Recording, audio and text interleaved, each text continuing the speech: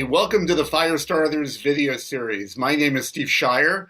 I've worked in cannabis since 2018. I talk and I write about power, and I offer leaders in cannabis leadership guidance and curated advisory boards. I'm the co-author of Power Up, Essential Tools for Cannabis Business Leaders, which is available on Amazon.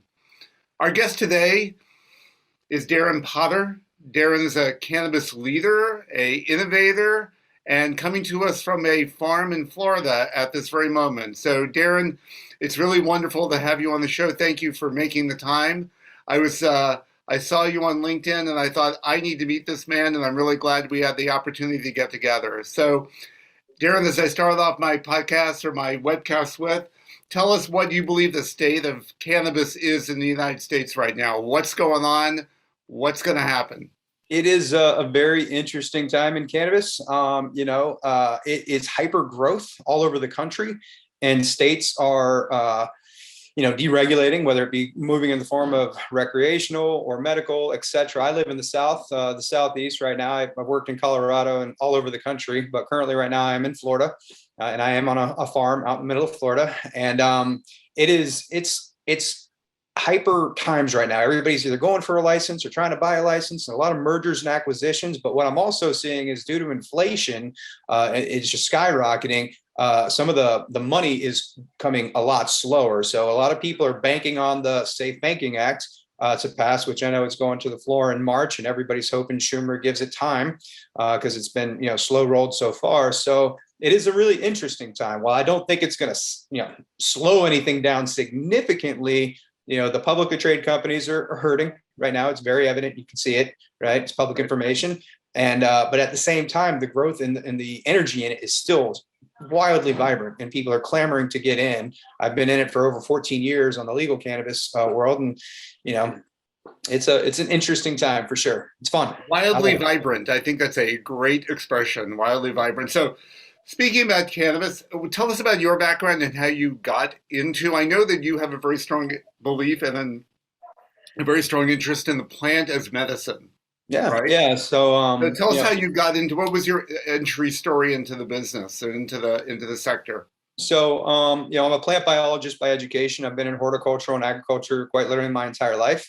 I've known nothing else. And I definitely came from what would be referred to as the traditional market. And I saw the friends die from opioids. I myself was prescribed opioids when I was in a horrific accident. I was training for a triathlon, broke both my legs, left shoulder, etc. They put me on Oxycontin and Percocet. And I decided that wasn't what I wanted to do. And I ended up giving those away. And the person that I gave them away to, were not successful, let's just say, in getting away from that. So it was a horrible thing in my life. I was a young guy. I was in my 20s. I'm 42 right. now. So I learned a tough lesson.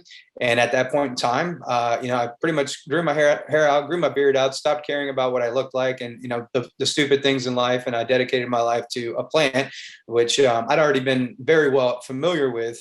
And I moved to Colorado in 2008. And then I really started to see the impact from a medical standpoint. I remember the first patient it changed my mind and my world from, this being a fun thing to do. And sure, I like to smoke weed and whatnot. That was kind of the younger version, if you will. This young lady, she had MS and she could barely speak. She stuttered her words. Her hands were like this, clung to her, and she wanted to meet the grower. And I actually left the farm, hauled butt to the dispensary because I was like, wow, I get to interact with people. I'm always in the farm all day long. Right. So I ran over there and I met her, and not to sound crude, but I almost thought it almost seemed like a joke to me. I was like, no way. Like, she couldn't clamor, she couldn't do anything. And back then you could actually consume in dispensaries. She's like, I want to, her boyfriend was her caregiver. I want to consume with you. So he packed a bowl, and it was Dark Knight is what we were growing at the time, purple strain, probably some good amount of CBD in there. And she smoked it, and her arms came down to her sides, and she was able to communicate and talk to me. And I was, I still get like emotional thinking about it. So that changed my mind and my world. And then also, changing everybody else's mind. Everybody told me I was crazy when I told them I'm moving to Colorado to grow cannabis legally. And people have been telling me I'm crazy for years. And every time they tell me that, I'm like, wow, I must be onto something. This is great. Please tell me I'm Exactly. crazy. I remember that line in the movie Hoffa where Jack Nicholson plays Jimmy Hoffa. He's walking across a field and there's a labor riot going on. And he says to himself, the mayor thinks I'm wrong. The governor thinks I'm wrong. The president thinks I'm wrong. I must be right. Yeah. Same kind Absolutely. of thing. Yep, absolutely, 100%. And I changed minds, and from working with DEA agents, working with regulatory, working with all kinds of people, businessmen, and I see the minds changing quickly, Mhm. very quickly, and it's awesome. I'm happy it is. So tell us about your business focus and where do you work and who do you interact with? Yeah, so I've built companies, start from nothing, right? Cannabis operations, sold companies. I still do that to this day.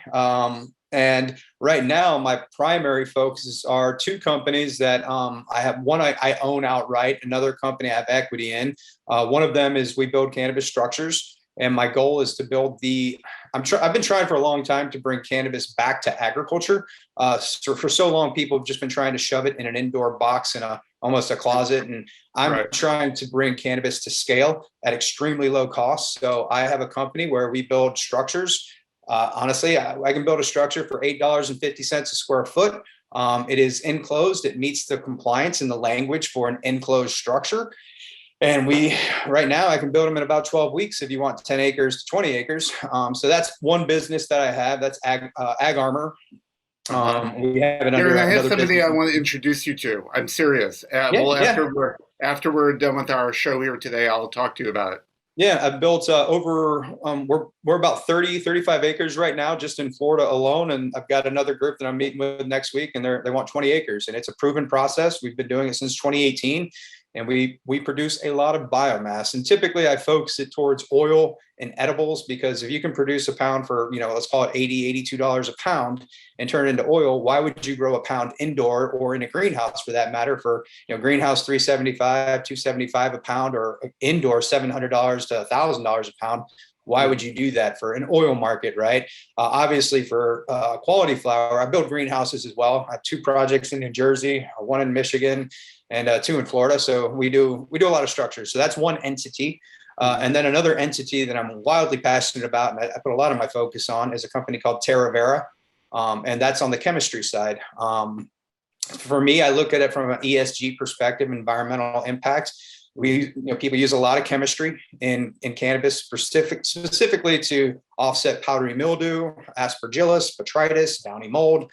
So that company, it is 100% environmentally friendly. It is safe for humans, safe for animals. It has a 0 REI, which is a big impact from an operational standpoint. And I have neutralized so much powdery mildew across the country. We have saved literally millions. I mean, we're probably definitely close to the tens of millions at this point of crops for farmers and some of the biggest farms and biggest MSOs around the country. And that's something I'm really passionate about. I want to try to reduce the environmental impact of agriculture, specifically cannabis, on the planet. Because when you look at an indoor and you look at the greenhouse gases and the footprint that it takes, when you look at the chemistries that people spray, specifically in non-regulated markets or maybe lightly regulated markets, when you look at the end consumer, I don't want to think of somebody with MS or cancer consuming something that has the chemistry on them that might make their problem even worse, right? So I'm very passionate about that. We also use it for sterilization. It kills COVID. We were actually supplying police forces and fire departments with this chemistry when COVID was, at the very beginning, like 55-gallon drums we were sending out at cost, in some instances completely free, because we were just trying to help people. So yeah, I'm very passionate about that. I put a lot of time and effort into it. Wonderful. And so what are your organizational goals that you're most stoked for 2022 for this year?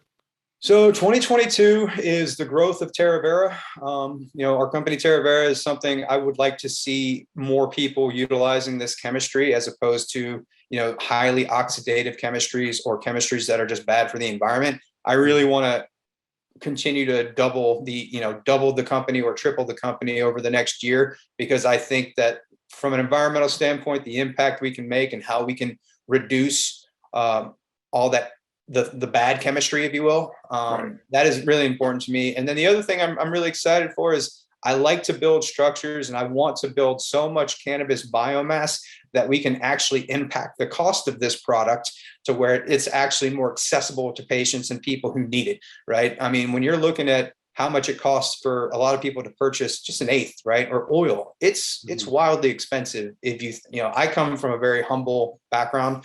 We were poor. So, having $5 in your pocket means a lot, right? So I want to see if I can lower the cost of production. And I'm hoping that by lowering the cost of production and creating more access overall, then therefore the companies that, I work for and help grow their product for will lower their costs and make it more accessible for patients. So I'd really like to see that happen. Everybody's got to make a dollar. Everybody's got mouths to feed. I have my own, Right. but so do patients, right? So what really excites you about the business right now? Where do you think the big opportunities are? And believe me, I understand people chase too many shiny objects in this field. But strategically, what are you really excited about?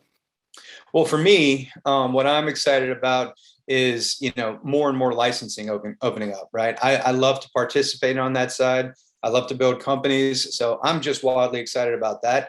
I'm very excited about, if the Safe Banking Act passes, how that's going to change this industry, because now it's a conduit to federal legalization, right? If banks can actually, provide financing, that changes the game in a big way, not just from a finance side, but from a regulatory side, from a federal standpoint. So that really excites me for what the future is to come, right? Seeing cannabis being a federally legal industry in the United States and getting out of the bubbles, right? There's so many different bubbles where there's different regulations, and it's a mess. It's exhausting. Yeah, it's a mess and it's exhausting. So what are the big challenges that your clients are facing these days? So, on the chemistry side, with Terra Vera, I see Aspergillus flavus like crazy, and I see powdery mildew like crazy. And I see being able to grow this plant with the quality standards that some of these states have, which are very difficult. I see those challenges nonstop, right? How do I grow a quality plant? So that's where I love to help. On the building side, on the infrastructure side, obviously COVID impacted the supply chain, and obviously, the lead time on materials is insane. So people are trying to get to scale, but they can't build their operations fast enough. And everybody's got a business model and a business plan they want to, capitalize on, but it's really hard for them to do that when you have all these impacts to the supply chain. So, that's one of the reasons the company that I have, we're able to move quickly. We actually got a warehouse and we supplied it, and we have such a relationship where I can bring materials in immediately, and I can start a project and build it out in 12 weeks. I can start it next week, as an example. Whereas, if you're trying to build indoor grow, that's not going to happen, right? Right, You're exactly. sometimes 18 months out. Right. So how big is the team you have working for you? So in Terra Vera, we have roughly 8 people on that team, and I cover mostly the Eastern United States with 2 other guys, and we're all over the place all the time.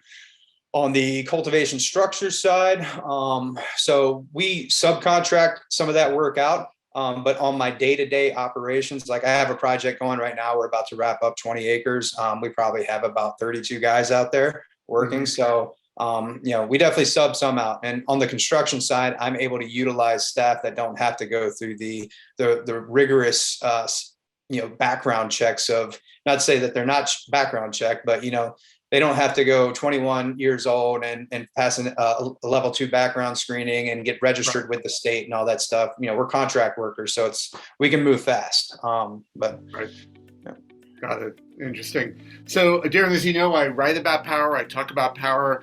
One of the things I'm interested in is as we wrap up today's segment, is your views about power, and whether you've seen people in cannabis abuse power, and whether you've seen people in cannabis use their power wisely. Yes, I know that well.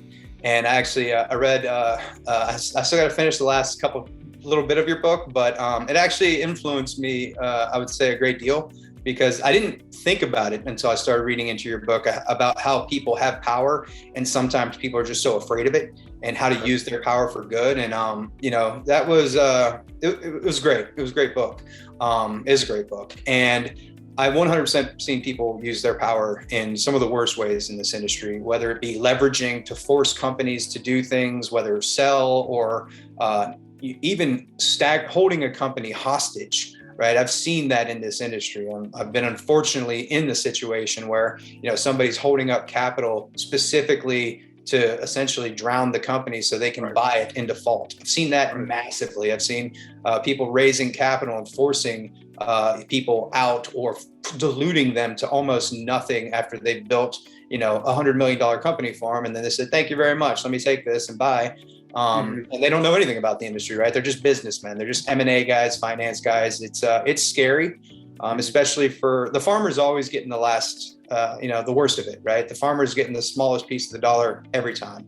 And it's really sad when you think about the farmers usually doing the most work from a physical and just putting everything together. So I've seen that nonstop.